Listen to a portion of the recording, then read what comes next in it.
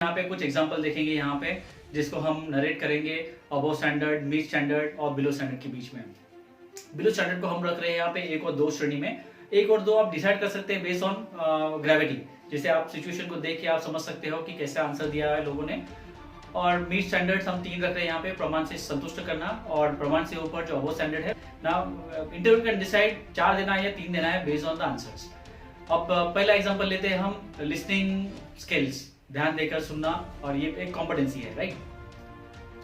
अब सबसे below standard में पहले बात करते हैं, the person is passionate, selective in what has been heard, often conveys the impression that the key point has not been recalled and taken into account। जो कुछ सुना है उसमें भावुक था ये, और सिलेक्टिव भी था। अक्सर यह धारणा व्यक्त करता है कि मेन पॉइंट उसने मिस कर दिया है और काफी ध्यान नहीं था इसका। अब प्रमाण से संतुष्ट करना इस मिड स्टैंडर्ड में देखते हैं, listens dispassionately but is selective in what has been heard, generally conveys the impression that some point has been recalled and taken into account। निष्पक्षता से सुनता है लेकिन जो सुना गया उसमें भी थोड़ा सिलेक्टिव था। आमतौर पर ये धारणा करता है कि कुछ बिंदु उसने ध्यान में रखे हैं यहाँ पे। और अबव स्टैंडर्ड्स के बारे में बात करते हैं यहाँ पे, listens dispassionately is selective in what has been heard, conveys the clear impression that the key point has been recalled and taken into account।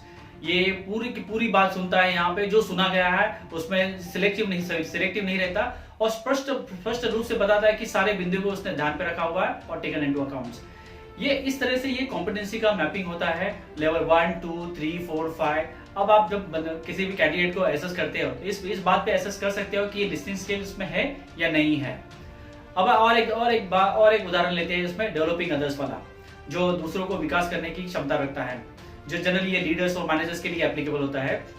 अब पहला देखते हैं बिलो स्टैंडर्ड्स वाला, rarely tries to put efforts to develop both and on off the job the knowledge, skills and competencies of subordinate or other required in advance in their career. Rarely tries, बहुत मुश्किल से try करता है कि आप अपने subordinates के skill develop करने के लिए, टाइम है तो मैं देखूंगा अदरवाइज नहीं देखूंगा, और वो उनके पीछे नहीं पड़ता कभी। अगर हम देखें मिड स्टैंडर्ड्स वाला, जनरली पुट्स एफर्ट, वो एफर्ट डालता है यहाँ पे, टाइम है तो मैं एफर्ट डालूंगा यहाँ पे, पीछे नहीं पड़ूंगा, जितने आए उनको सिखाऊंगा यहाँ पे। तो skill, knowledge and competence, subordinate, other required to advance their career, और एकदम पीछे नहीं पड़ता, पर ये पीछे हटता भी नहीं है। अब कोई आया है तो वो स्किल उसको सिखा देता है। अब बात करते हैं अबव स्टैंडर्ड्स वाली, make every efforts to develop both on and off the job and the knowledge, skill, competency, subordinate, other required to advance their career. यहाँ पे डिफरेंस देखना, मिड स्टैंडर्ड में हमने जनरली पुट्स लिखा हुआ है और अबव स्टैंडर्ड में हमने लिखा है मेक एवरी एफर्ट। ये मुमकिन कोशिश करेगा कि ये सामने से जाए और पकड़ के उनको स्किल ट्रेनिंग और डेवलप करने की कोशिश करेगा ये। सो ये डिफरेंस होता है तीनों में। जैसे बिलो स्टैंडर्ड्स ट्रेन करता है बंदा, लोगों को डेवलप करता है, बट अपने हिसाब से करेगा, कोई नहीं आए तो पीछे पड़ के जाके नहीं करेगा। सेंटर में बंदा है जो मिड स्टैंडर्ड वाला है, वो ध्यान देगा पर पीछे नहीं पड़ेगा, जो आया उसको सिखाएगा। और ये बता है तो developing others, he will ensure that कि एवरी एफर्ट्स मेक, और कि आगे सब लोग आगे बढ़े, और उसका कोर इतना इन्वॉल्व होगा कि सब लोग उसकी टीम के आगे बढ़ भी जाएंगे। एग्जाम्पल बिहेवियर रेटिंग का और एक देखते हैं, ये डिफरेंट एग्जाम्पल है यहाँ पे। जो कॉम्पिटेंसीज है वो 1, 2, 3, 4 में नहीं गिनी है यहाँ पे, बट 4 सेक्शन की है यहाँ पे। जैसे बिगिनर्स है और इंटरमीडिएट है, नौसिखिया होता है जो नया मैनेजमेंट में आया है वो सीख रहा है। इंटरमीडिएट है, एडवांस है और एक्सपर्ट है, जिसे हम माहिर कहेंगे, प्रवीण, निपुण, विशेषज्ञ कहेंगे। तो इसमें 2 एग्जांपल हम लेंगे अभी। एक लेते हैं टाइम मैनेजमेंट, समय प्रबंधक सीखने के लिए। सो ये रिस्पेक्टिव सीखने के लिए है। तो पहला हम देते हैं बिगिनर वाला, typically goes through a learning curve starting with the scratches, ability to deliver with in the reasonable time in simple situation. ये टाइम लेता है सीखने के लिए, आमतौर शुरू सीखने वाले की अवस्था की गुजरता है, बिकॉज जो नए सीखने वाले बंदे होते हैं ये उस कैटेगरी का बंदा है, तो ये सीखने में काफी टाइम गवाता है यहाँ पे। इंटरमीडिएट वाले देखें हम, up to the learning curve and therefore the crash learning time.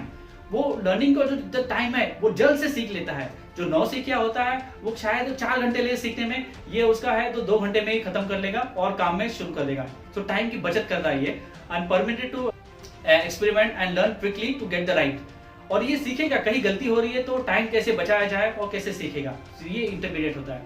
अब हम एक्सपर्ट की बात करते हैं, जो उन्नत है, get the right time first at the most occasions. वो गलती नहीं करता कभी टाइम मैनेजमेंट में। पहली बात वो फर्स्ट टाइम फर्स्ट राइट करने की कोशिश करेगा, उसमें टाइम तो सेव हो जाएगा। Some leave granted for gaining familiarity with the situation and environment, ये कर सकता है। ज्यादातर मौके पर इसे पहली बार ठीक करता है और स्थिति पर्यावरण के परिचित होने के बाद कोई कुछ छूट दे सकता है ये बंदा। जब हम अभी एक्सपर्ट की बात करते हैं, gets the right at the first time every time. ऐसा नहीं कि कई बार, जैसे एडवांस वाला मोस्ट ऑफ द टाइम्स वो पहली बार में ही राइट करेगा, पर जो एक्सपर्ट बंदा होता है हर बार वो चीजें राइट करेगा और समय से पहले करेगा। नो स्पेस फॉर लर्निंग, वो लर्निंग के लिए बिल्कुल टाइम नहीं देगा, बिकॉज ये लर्न किया हुआ है। Expected to deliver based on inherent expertise, और काफी टाइम से वही सेम काम कर रहा है और एक्सपर्टीज आ चुकी है उसके पास में, अब बस उसको डिलीवर करना है। यहाँ पे सीखने की जगह नहीं है, ये पूरा सीख चुका है। जब कोई नया मैनेजमेंट का बंदा आता है, मैनेजमेंट ट्रेनिंग, तो बिगिनर में आता है। ऐसा नहीं कि मैनेजमेंट ट्रेनिंग आ गया और उसको डायरेक्टली कोई एक्सपर्ट का जॉब दे दिया, वो नहीं कर पाएगा। So he has to go in all sections, like beginner हो गया, इंटरमीडिएट हो गया, एडवांस हो गया और एक्सपर्ट हो गया। ये सारे दौर से गुजरता है। बहुत ही ऐसा वेरी रेयरली दिखाई देगा कि किसी ने बिगिनर की कॉम्पिटेंसी एग्जिबिट की है और डायरेक्टली आप उसको रेट करोगे एक्सपर्ट लेवल की। तो ये जब एनालिसिस हम करते हैं तब हम देखते हैं कि कौन से स्टेप से एक स्टेप से ऊपर गया, दो स्टेप से 3 स्टेप, 3 स्टेप से 4 स्टेप, ये भी देखा जाता है ऑर्गेनाइजेशन में। ऑर्गेनाइजेशन में लर्निंग डेवलपमेंट और इंडिविजुअल डेवलपमेंट प्लान इसीलिए बना होता है ताकि आप आपकी कॉम्पिटेंसीज एक लेवल ऊपर लेके जाओ। अब देखते हैं डेप्थ ऑफ नॉलेज, ज्ञान की गहराई। बिगिनर में क्या होता है, family with the basic concept बुनियादी जो है उतना ही परिचित है, एक्सपर्ट नॉलेज है नहीं उनके पास में। डेप्थ ऑफ नॉलेज में हम इंटरमीडिएट की बात करते हैं, thoroughly understand the fundamental concept and their applications in the field of knowledge. जो नॉलेज हमने अवगत किया है उसको कैसे हम यूज में लाए, वो देखता है इंटरमीडिएट वाला। अगर एडवांस की बात करते हैं, thoroughly understand the advance concept and application in the field of knowledge. ये अपना जो एडवांस नॉलेज है वो बराबर यूज करता है वहां पे। और ये जब एक्सपर्ट जो है, जो माहिर, निपुण और प्रवीण है, ये क्या करता है, very deep understanding and the cutting edge of the R&D involved in the path breaking. ये डीप नॉलेज इनका होता है और ये डायरेक्टली इंप्लीमेंट करते हैं, सीखने की गुंजाइश नहीं है यहाँ पे। तो ये सारे कुछ एग्जांपल्स हो गए। यहाँ पे हमने पहले वाले में देखा अबव स्टैंडर्ड्स, मीड स्टैंडर्ड्स और बिलो स्टैंडर्ड्स, और अभी हमने देखा इसमें 4 कैटेगरी है, जो बिगिनर है, इंटरमीडिएट है, एडवांस है और एक्सपर्ट लेवल की कॉम्पिटेंसीज है। तो हर कंपनी में अलग अलग कॉम्पिटेंसी मॉडल्स होती है। आने वाले समय में अगर टाइम मिला तो हम एक कॉम्पिटेंसी को डिटेल में एक्सप्लेन करेंगे। Thank you.